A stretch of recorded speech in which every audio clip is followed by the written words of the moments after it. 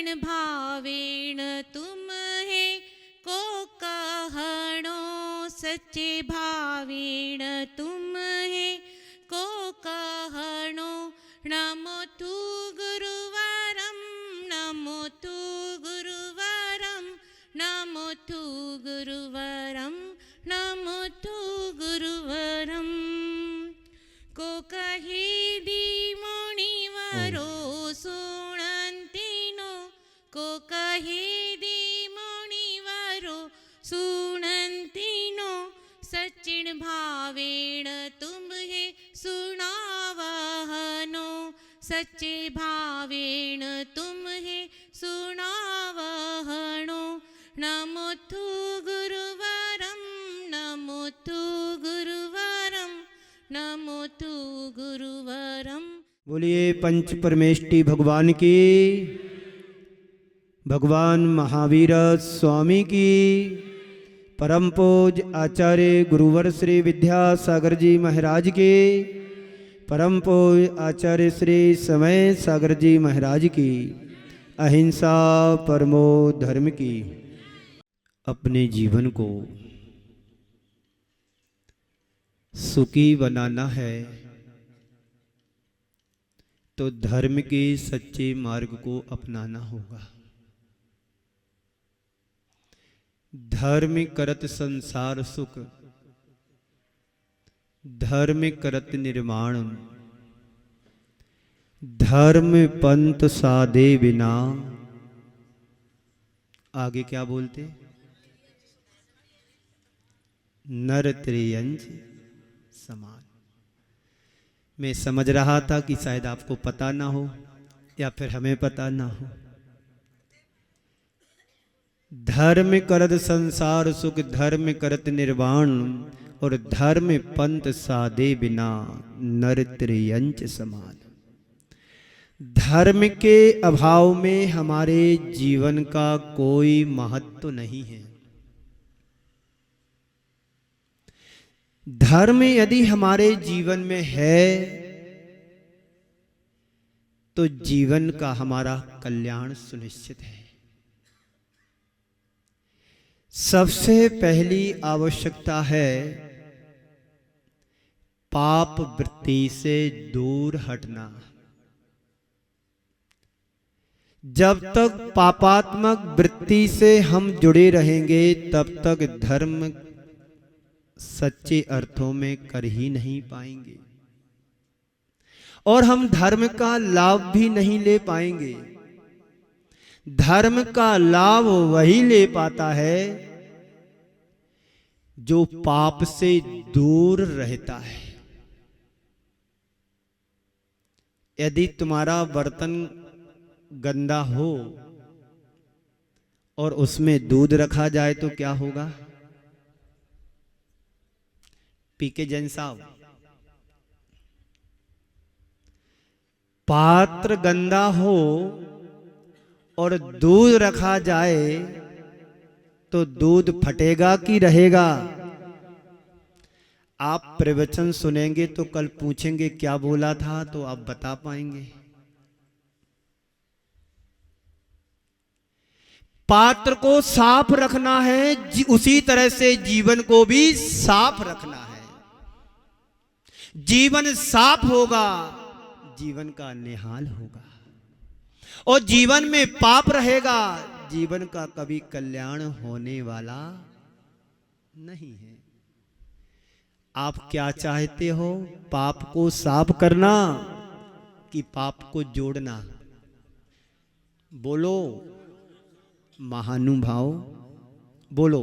मैंने क्या पूछा?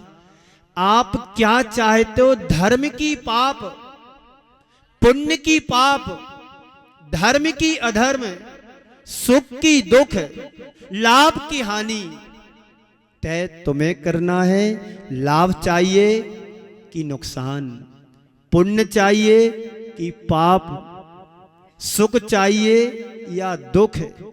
क्या चाहते हैं आप लोग? जय त्रिभुवन में जीव अनंत। इको कम करो। इको तब दिया जाता है जब कोई भजन अच्छे से गाना पड़ता है प्रवचन में आवाज फ्री हल्का सा डाल दो ताकि वो खिंचाओ ना। ये भी एक टेंशन है। इंटेंशन और टेंशन और फिर बाद में अटेंशन। प्लीज ट्रेन आने वाली है, सावधान हो जाए। तो मैं क्या बोल रहा था? पुण्य चाहते कि पाप। सबसे बड़ी विचित्रता आप लोगों के जीवन में है, चाहते तो पुण्य को हो और साथ पाप का देते। सही है कि गलत? बोलो जरा। चाहते पुण्य को हो, साथ पाप का देते हैं, तो कैसे काम बनेगा? काम बनाना है तो हमें जीवन में हमें ये देखना है कि पाप कहां है, जीवन में पाप कितना है, कहां है। इसी आशय को लेकर के आचार्य गुरुदेव ने एक हाइकू लिखा है। लिखे तो बहुत सारे हैं, लेकिन आज के संदर्भ में जो विषय में ले जाना चाह रहा हूं उसमें पाप से जुड़ी हुई बात को मैं आप सबके सामने एक हाइकू के माध्यम से रख रहा हूं। गुरुदेव कह रहे हैं,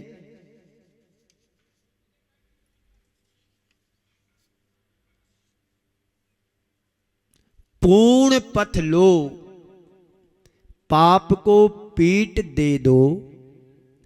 पूर्ण पथ लो, पाप को पीट दे दो, वृत्ति सुखी हो। आचार्य गुरुदेव कह रहे हैं कि गुरुदेव से एक बार पूछा गया कि गुरुदेव, मोक्ष मार्ग बड़ा कठिन है। तो गुरुदेव ने कहा, बड़ा सरल है।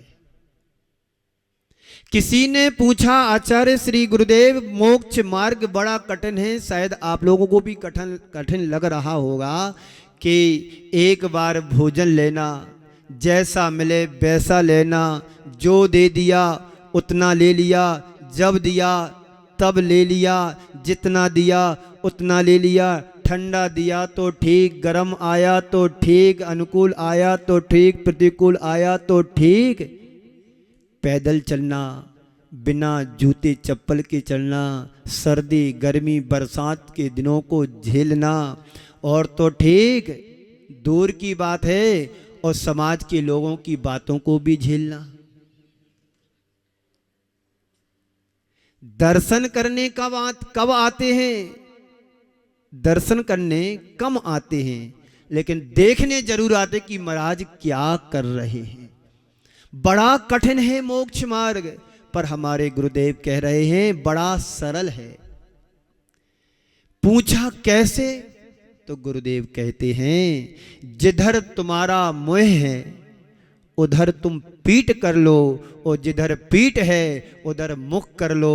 बड़ा सरल है मोक्ष मार्ग। और फिर जिधर पीठ है उधर मुंह कर लो, रास्ता बदल जाएगा। समझ में कुछ आ रहा है कि नहीं? अभी आपका मुख किधर है? संसार की तरफ। और गुरुदेव कह रहे हैं तुम्हारा मुख संसार की तरफ है। संसार से हटा करके दीवाल की तरफ मुख कर लोगे, रास्ता सरल हो जाएगा, जीवन सरल बन जाएगा। आप कभी मांगी तुंगी गए? मैं आपको मांगी तुंगी ले जाना चाह रहा हूं। 1 मिनट के लिए आंख बंद करो सभी जन अपनी अपनी। जो मांगी तुंगी गया हो, वहां पर बलराम जो मुनि अवस्था में थे, इतने सुंदर थे, कामदेव की तरह उनका रूप था। जिस रास्ते से वो कामदेव रूप मुनिराज निकल जाते थे बलराम, तो लोग उनको देखने के लिए पागल हो जाते थे।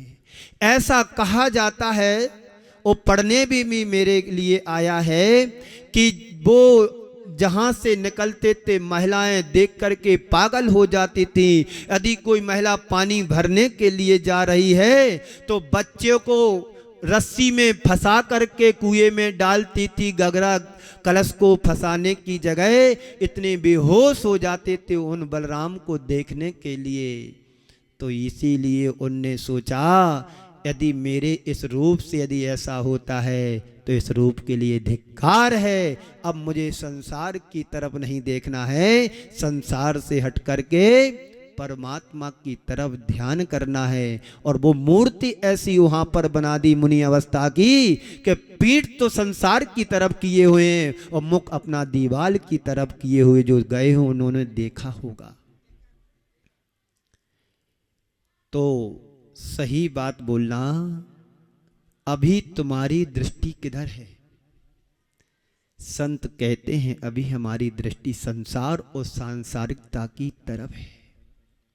संत कहते हैं महानुभाव, जब तक तुम्हारी दृष्टि संसार के प्रति रहेगी, तरफ रहेगी, तो तुम मोक्ष मार्ग को प्राप्त नहीं कर पाओगे, ना कर सकोगे। जिस दिन तुम मुहे मोड़ लोगे मोक्ष मार्ग की तरफ, जीवन तुम्हारा धन्य हो जाएगा। आप चाहते हो कि हमारे जीवन का कल्याण हो। जितने यहां पर बैठे हैं 40-70 लोग तो बैठे लगभग यहां पर,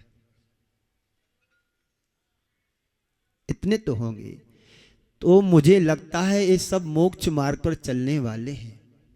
जिसे देव शास्त्र गुरु के प्रति यदि भाव होते हैं हृदय में कि मुझे गुरु के पास जाना है, गुरुदेव को आहार दान देना है, गुरुदेव की बैयावृत्ति करना है, तो ये तय मान करके चलना। उनके हृदय में सम्यक्त की अभिव्यक्ति हो रही है या हो चुकी है। वही व्यक्ति धर्म से जुड़ पाता है, वही व्यक्ति देव शास्त्र गुरु के प्रति समर्पित हो पाता है, जिसके हृदय में सम्यक्त की अभिव्यक्ति हो जाती है।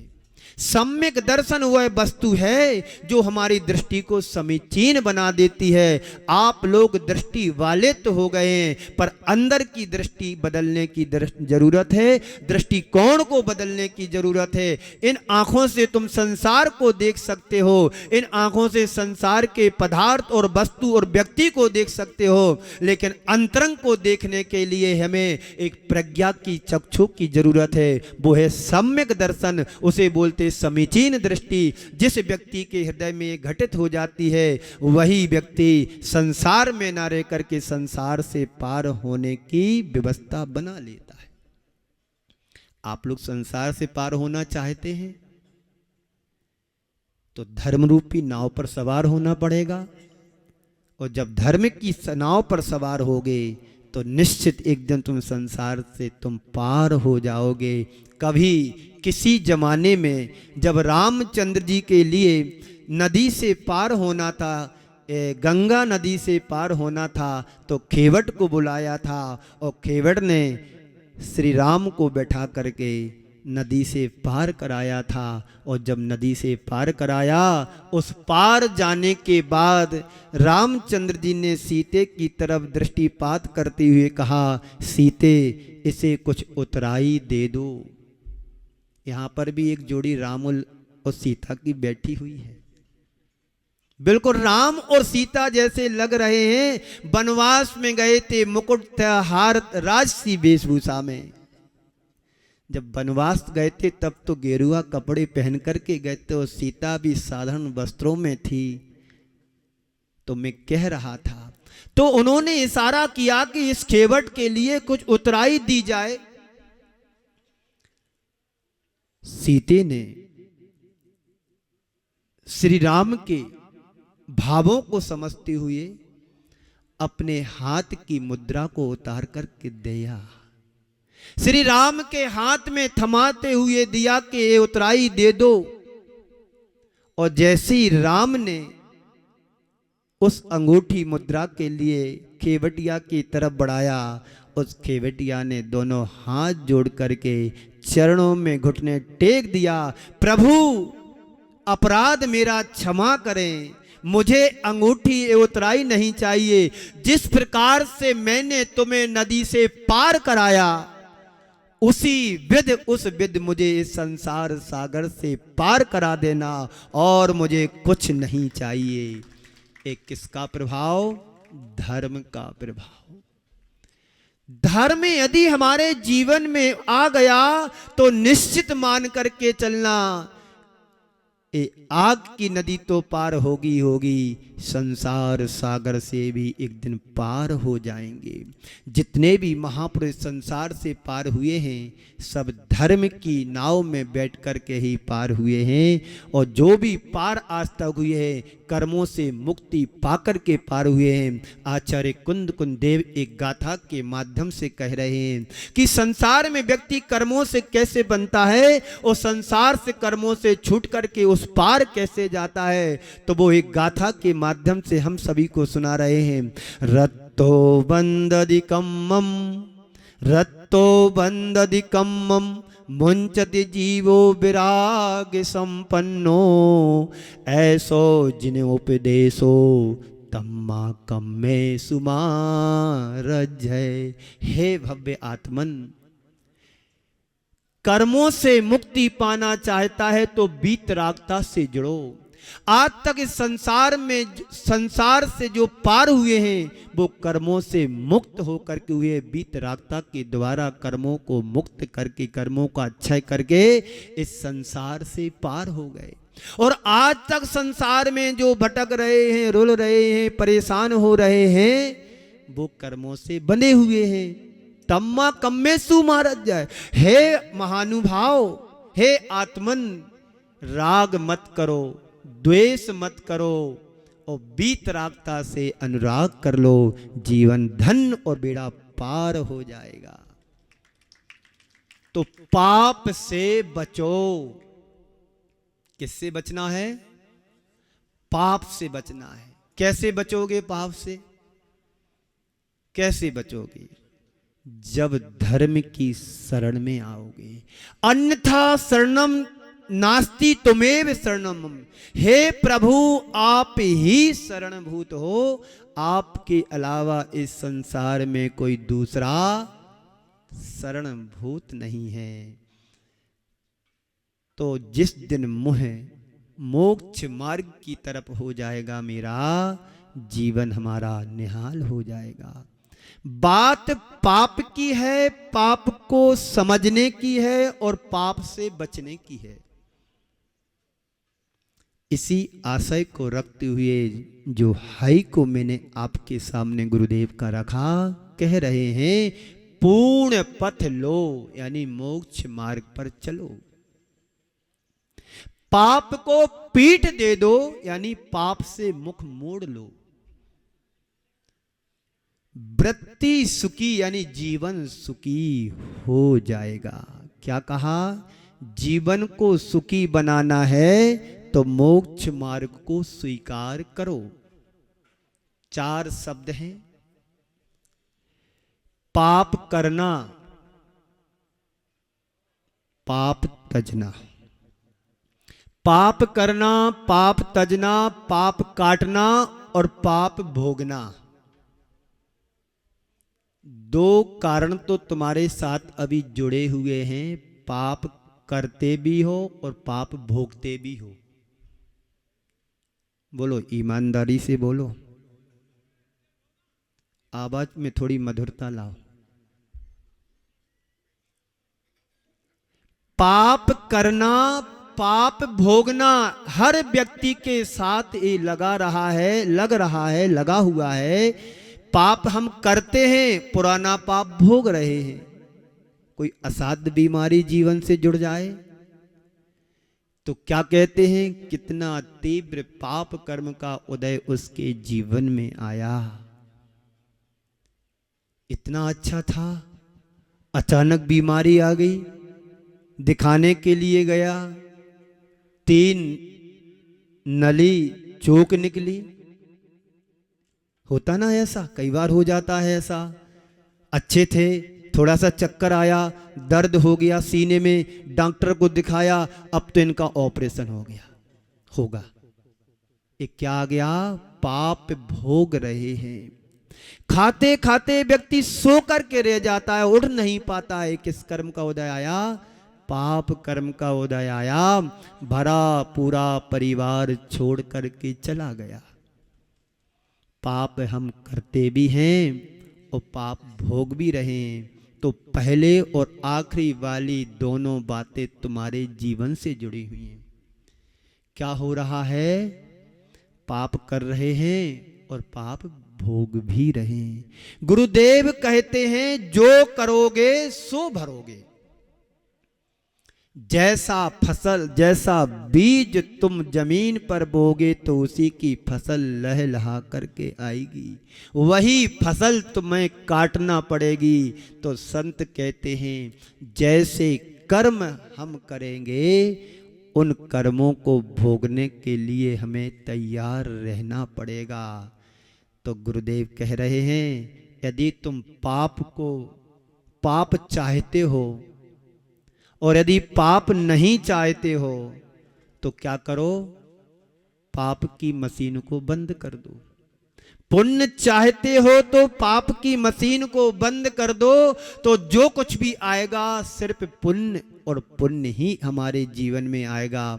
जब तक पाप की क्रिया जारी रहेगी तब तक कल्याण का रास्ता नहीं खुल सकता। सबसे पहले हमें यह देखने की आवश्यकता है महानुभाव कि मेरे जीवन में पाप कितना है। आंख बंद करके सोचो कि मेरे जीवन में पाप कहां कहां पल रहा है। तो आपको पता पड़ेगा कि पुण्य मेरे जीवन में कितना है और पाप मेरे जीवन में कितना है। मैं कितना पाप कर रहा हूं, कभी समझ में ये आता है? 24 घंटे में मन से, वचन से और शरीर से कितने प्रकार के पाप हो जाते हैं और कितना मैं पाप करता हूं, ये समझ में हमारे लिए नहीं आता है। किसी ने बहुत अच्छी बात कही है, व्यक्ति पुण्य को चाहता है और पाप का साथ देता है तो कहां से पुण्य मिलेगा? हमें मिलेगा पुण्य क्या? बिल्कुल नहीं मिलेगा। आप लोग सीधे सीधे क्यों बैठे? थोड़े एक्टिव रहो। मुझे लग रहा है कि मैं सुनाता चला जा रहा हूं और आप सुनते चले जा रहे हैं। हाँ, तो बहुत कठिन है पाप से बचना और पुण्य की क्रिया से जुड़ना। हमारे कमेटी वाले ज्ञानेंद्र जी और प्रमोद कुमार जी जो भी नाम है और बाकी रोज आपको प्रेरित करते हैं कि पुण्यार्जक बनो, पुण्य की क्रिया के पुण्यार्जक बनो, पुण्य की क्रिया के। पर आप लोग बनते तो हो लेकिन लेट बनते हो। जागते तो हैं, थोड़ा सुबह थोड़ा लेट होता है। घर में दो चीजें होती हैं, एक लाइट होती है, एक ट्यूबलाइट होती है। एक लाइट होती है, पहले के जमाने में बल्ब आते थे ना, वो बजाज कंपनी के, एक बार स्विच ऑन करो तुरंत जल जाता था। और एक ट्यूबलाइट भी आती थी इतनी लंबी 2.5-3 फीट की, उसको जलाते समय आधा 1 मिनट लगता, तब मिलाती थी, फिर बाद में उठती थी। तो शायद यहाँ ट्यूबलाइट तो कोई दिख नहीं रहे, अब तो सब व्यवस्थाएं बदल गई। एक बार स्विच ऑन करो तुरंत जल जाते। मंगलम आनंदा का ये रिजल्ट है। बस थोड़ा सा पुश करना पड़ता है, गाड़ी चालू हो जाती है, और चालू होती है तो फिर बंद होने का नाम नहीं लेते हैं। मुझे लग रहा है इस बार का चातुर्मास जयपुर में जो हुआ है, प्रताप नगर सेक्टर 8 में, जितना आनंद मुझे उधर नहीं आया उतना आनंद मुझे इन 10 दिनों में यहां पर भर गया हूं मैं आनंद से।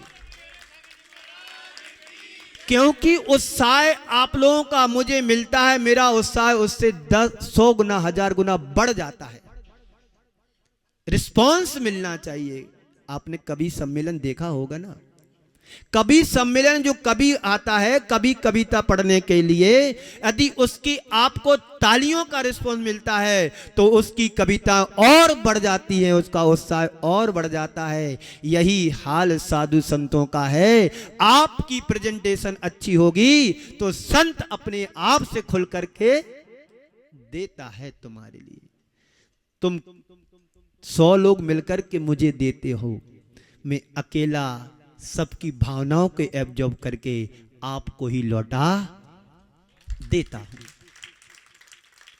आप 2 हाथ 1 हाथ से खाते हो, मैं 2 हाथ से खाता हूं।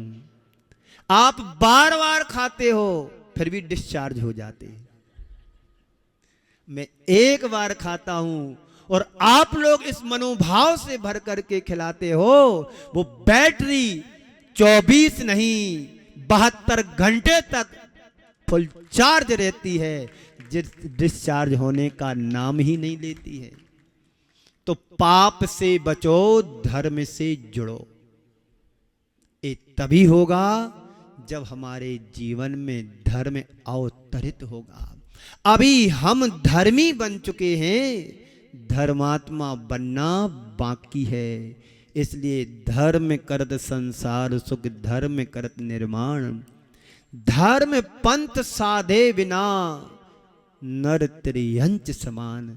धर्म के मार्ग को नहीं धारण किया तो हमारी दशा भी नरक निगोद की तरह, त्रियंचों की तरह होने में कोई देर नहीं लगेगी।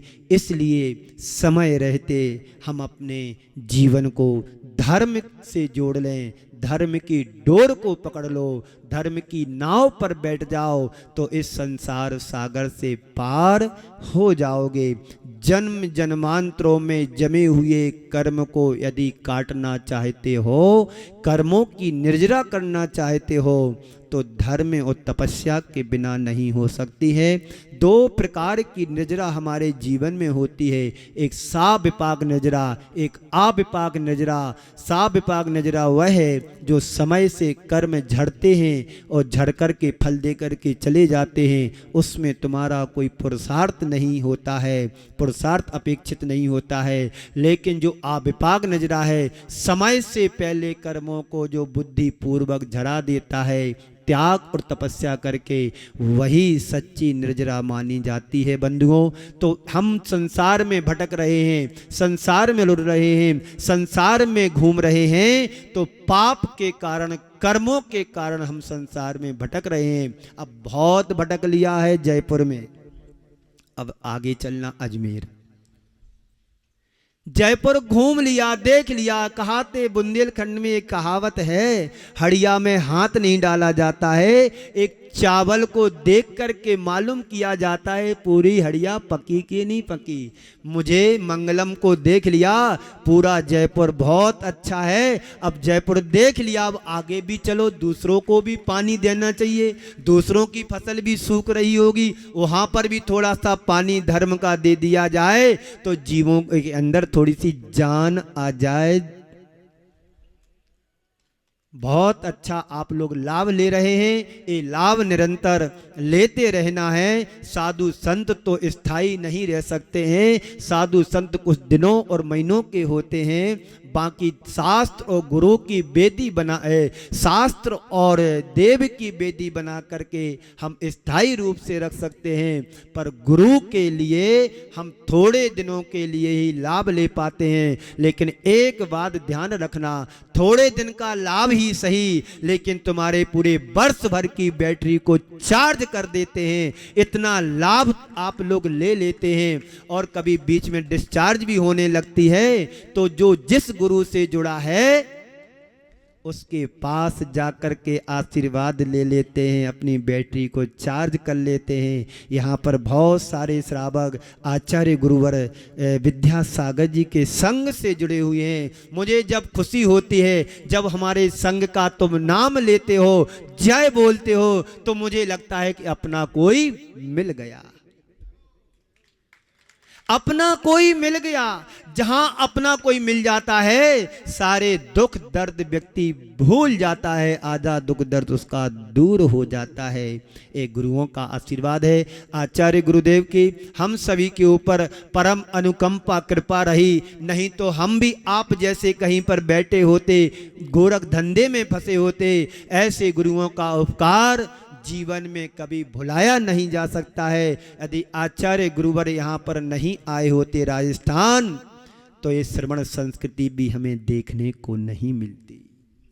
गुरुदेव की परम अनुकंपा कृपा हम सबके ऊपर रही और हम सबको इतना दे करके गए, कई जन्मों में भी हम खत्म पूरा नहीं कर पाएंगे, उनके उपकारों को चुका नहीं पाएंगे। ये धर्म है, धर्म की शुरुआत हमें अपने जीवन से और घर से करना चाहिए। हम अपने बच्चों को संस्कार दें, बच्चों को सबसे पहले कहें कि जाओ बेटा मंदिर जाओ, स्कूल जाने के पहले मंदिर जाओ। हम बचपन में जब पढ़ते थे तो हमारे परिवार के कहा करते थे कि देखो रिजल्ट आने वाला है, जाओ मंदिर जाओ, रिजल्ट अच्छा आएगा। रिजल्ट तो 2 माह पहले बन चुका था, अच्छा क्या आएगा? जो लिखा होगा उसी का परिणाम ना मिलेगा, जो लिखा होगा उसी का फल ना मिलेगा। लेकिन एक श्रद्धांता देव शास्त्र गुरु धर्म के प्रति लगाव जुड़ाव था कि जाओ मंदिर जाओ, रिजल्ट अच्छा आएगा, पेपर अच्छा जाएगा। ये श्रद्धान क्यों?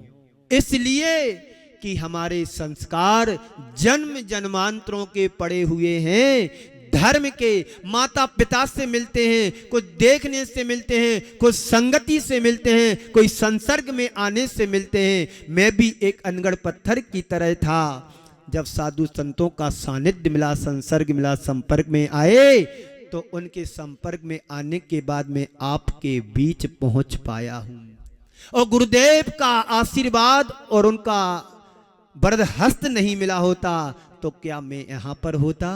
और मेरे जैसे अनेक और संत साधु होते, वो भी कहीं भटक रहे होते।